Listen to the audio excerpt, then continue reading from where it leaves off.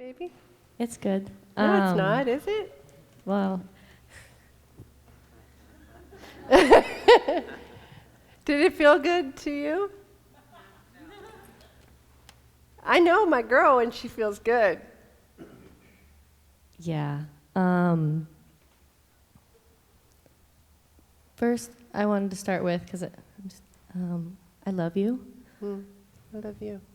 I love you a lot.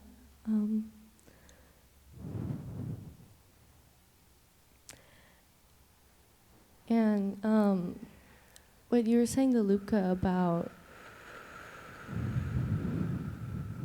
Sorry, I'm breathing for us.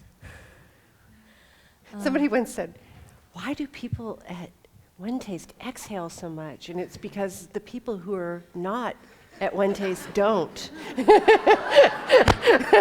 We're having to breathe for two.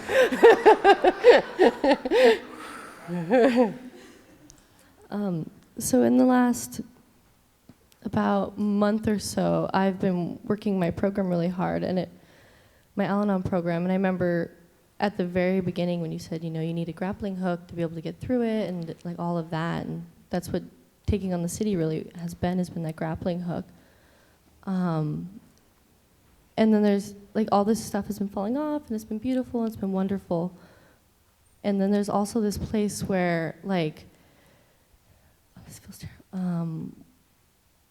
Like I don't quite get what's on the other side of it. But you did before, didn't you? You will never see that vision again until you're there. It's terrible. I'm trying to do truth in advertising.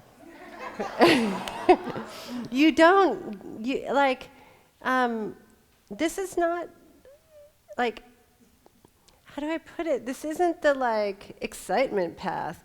This is, for me, anyway, it's the real path. And on the real path, it's like, it's work. And a lot of the work is developing a really powerful memory. And a memory of just that moment. I returned to that moment when I was trembling by the Coleman stove. It said, some will merely ascend, others will return. And I said, please, God, let me be one who returns. And then as I'm here, sometimes I'm like, why did I say that? Not here with you guys, but, on the planet. Like it hurts, it's difficult, it's compression, it's terrible. What was I aiming for? What did I want? You don't remember. All you know at this point is that you have enough light from your headlights to see the next right move, and that's all you do. That's exactly what it feels like. Yeah. And that's really all there is anyway. It's like when you're in Bikram, it's like you can be thinking how great you'll be in your last Shavasana, or you can actually be in the pose you're in. And the only joy you're ever going to get is being in the pose you're in.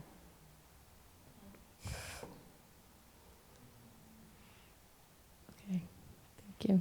But that's not even what you wanted to say, is it? Is that what you wanted to say? Why do these people do this? Why would you stand up and say something that you didn't want to say? Because I'm afraid you're mad at me.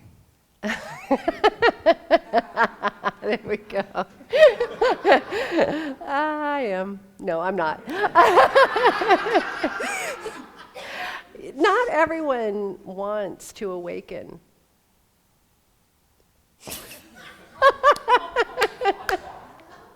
I'm just joking. Wouldn't that be good, though, if I just left her there? Not everyone wants the big game, Aries. Have a seat. I'm just joking. I'm so not mad at you. I think you're a beautiful creature. The time you wrote to me about that dream and the eviscerating of the animal, I was just spellbound, and you knocked me off my socks? What is the expression? You knock me out with the beautiful beauty with which you see the world. My only wish for you is that you had more courage and were willing to share that to the depth that you were willing to share it with me, and that you were willing to do the work to develop the vehicle that's capable of sharing that. That's it. And I actually believe you will.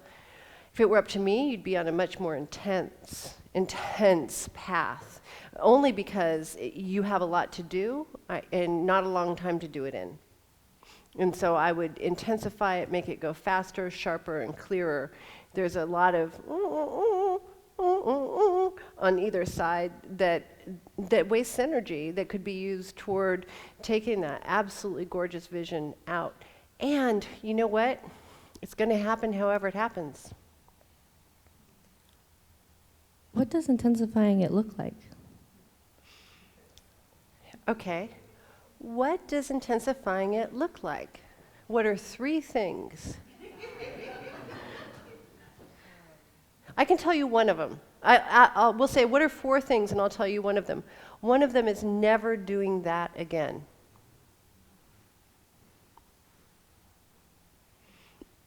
Never pretending like you don't know again. That'll increase your speed tenfold in and of itself. Now you're going to lose a lot of benefits if you do that, because look at how cute you are, and you're not threatening to anybody. So what are 3 others? Right? Courtney? Courtney agrees with me here. She's just so down. 3 others would be like a lot of the places where I just, like I waste, well, a big one would be self-pity. Great. Self-pity is so expensive.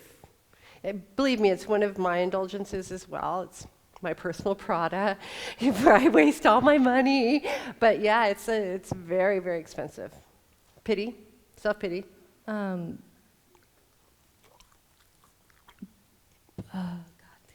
Continuing to be like resentful at what happened, and like replaying that story That's over such and a good over one. again. Isn't that a good one? Has anybody else ever done that? I did that all day yesterday. Thank you. On my plane ride here, I was just like, turn on really loud music.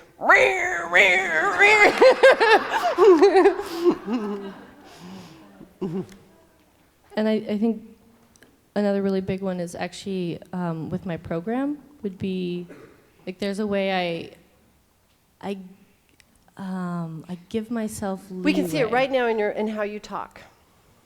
What is it? You stop, censor, look for what sounds right. You don't actually see, here's what you do. You have right now you have a teleprompter above your head, so I can read it really, really fast, right?